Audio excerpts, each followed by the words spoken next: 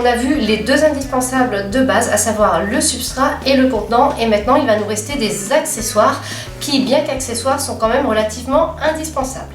Le premier, ça va être le plateau, parce que qu'on utilise une terrine ou bien qu'on utilise des godets, quand on va arroser, l'eau va s'écouler en dessous, donc il faut impérativement un plateau pour placer sa terrine ou bien ses godets. Le plus pratique, c'est la mini serre à semis qu'on va trouver dans le commerce. Alors regardez, par exemple, celle-ci, du coup, elle fournit un plateau sur lequel moi je vais disposer mes godets, mais on peut aussi envisager de disposer des terrines si le plateau est assez grand. Et là, ce qui est super avec celle-ci, là c'est vraiment le petit plus, c'est qu'elle a un couvercle avec un système d'aération qu'on peut facilement fermer ou bien ouvrir, et il y a en permanence de chaque côté un petit trou, donc qui permet à l'air théoriquement de circuler. Alors attention, pour que ça fonctionne, pour que l'air circule, il vous faut un modèle avec une ouverture en haut mais aussi au moins une ouverture en bas. Là il y en a deux, parce que l'air ne va circuler que s'il y a une ouverture en bas et en haut, sinon ça ne sert pas à grand chose. S'il y a uniquement un trou à un endroit, il ne va pas se passer grand chose. Donc ça, on trouve dans le commerce, ça coûte un certain prix. En revanche, c'est vraiment très pratique parce que ça vous permet à la fois de mettre vos semis pour ne pas avoir de l'eau partout qui dégouline, et ça vous permet ensuite de faire l'acclimatation. C'est-à-dire que quand vous allez commencer à placer vos semis en extérieur, vous pouvez bien entendu vous servir de ça comme d'une serre pour les acclimater petit à petit. Sinon, j'ai une alternative économique, c'est le plateau. Alors celui-ci, si vous m'avez déjà vu faire des semis, bien entendu vous le connaissez, c'est mon plateau à semis favori. Donc là je mets énormément de godets, je peux mettre facilement une terrine si je le veux puisqu'il est assez grand, donc ça c'est pratique. En revanche, le plateau, eh bien ce n'est qu'un plateau, donc au moment de l'acclimatation il va falloir trouver un système. J'ai des alternatives encore plus économiques. Vous pouvez utiliser une simple assiette pour disposer vos godets. Alors ce n'est pas toujours très pratique, mais quand on débute, eh bien ça aide. Et moi c'est ce que j'ai fait les premières années. Et vous pouvez utiliser aussi une coupelle de jardinière. Si vous n'utilisez pas votre jardinière, la coupelle peut servir pour placer les godets. Un autre point très important, c'est l'arrosage. Alors on a deux solutions, soit on arrose les semis par en bas, c'est-à-dire qu'on verse de l'eau sur le plateau sur lequel est disposée la terrine où sont disposés les godets. Alors ça, moi c'est une solution que je n'aime pas utiliser parce que j'ai toujours peur que l'eau ne remonte pas assez. Donc moi j'arrose toujours par le dessus, et pour ça il nous faut de quoi arroser en pluie fine pour ne pas déplacer les graines et pour ne pas perturber les jeunes pousses. Ce que j'utilise moi en général, c'est mon arrosoir en forme de poire, je le remplis d'eau, ensuite je presse et là ça diffuse de l'eau en pluie fine. On peut aussi utiliser un pulvérisateur, mais alors là quand même pour arriver à avoir assez d'eau pour bien humidifier tout le godet, il faut quand même un petit peu de temps, c'est fatigant. Moi je préfère grandement mon histoire d'arrosoir.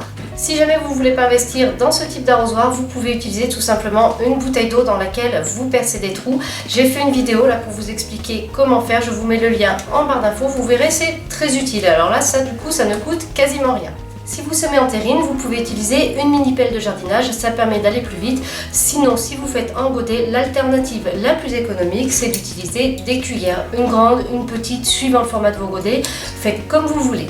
Pour terminer, il y a encore quelques accessoires. Un petit crayon auquel vous ne tenez pas trop, c'est pas mal du tout pour faire un petit trou, un petit poké. Une fois que vous avez rempli votre godet de terreau, vous faites un petit trou pour placer la graine, ensuite vous rebouchez. Sinon, quand ce sont des graines plus fines, en général, on les disperse à la surface et après on rajoute une très fine couche de terreau. Donc dans ce cas-là, ce n'est même pas utile. Si jamais vous faites du semis en terrine, une plaque de verre peut être pas mal du tout pour placer sur la terrine.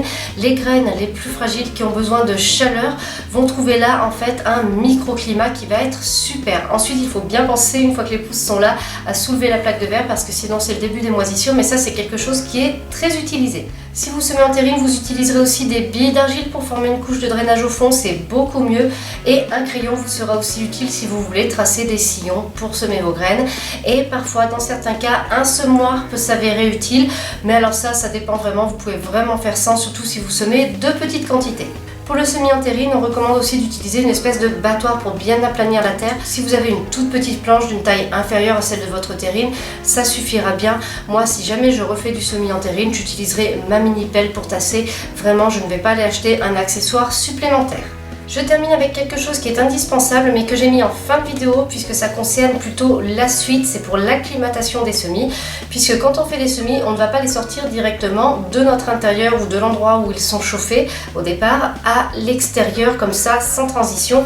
Donc ce qu'on fait en général, c'est qu'on utilise un système de petites serres pour les mettre petit à petit dehors. On ouvre de plus en plus la serre et puis petit à petit il s'acclimate, il s'habitue à des températures plus fraîches. Ensuite on enlève la serre et puis il s'habitue aux intempéries, au vent. Voilà, donc c'est toujours indispensable de passer par cette étape. Donc je vous le disais tout à l'heure, si pour le plateau où vous placez vos godets ou votre terrine, vous utilisez ça avec ce petit couvercle, dans ce cas-là, ça vous permet de faire l'acclimatation. Mais sinon, il y a d'autres solutions.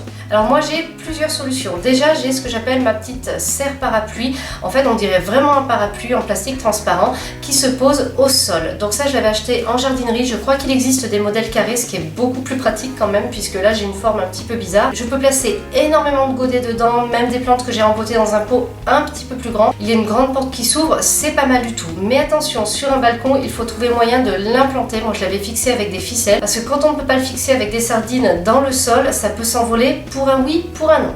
J'ai autre chose qui est plus pratique de ce point de vue là, c'est ma mini serre soccer de chez Ikea. Donc celle-ci je vous l'ai déjà présentée dans plusieurs vidéos, je vais vous remettre des images.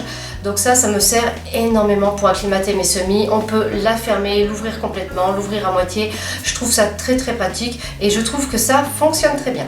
Autre chose que je vais essayer cette année, donc ça je l'ai acheté aussi chez Ikea, ce sont des espèces de mini serres avec un petit socle.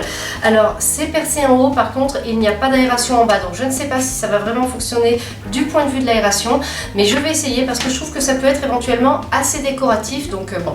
Décoratif, on ne cherche pas forcément à ce que des semis soient décoratifs, mais moi quand je peux allier l'utile à l'agréable, j'apprécie. J'en ai une grande comme ça et deux petites, donc ça je vais tester. Alors par contre, je pense que ça revient assez cher.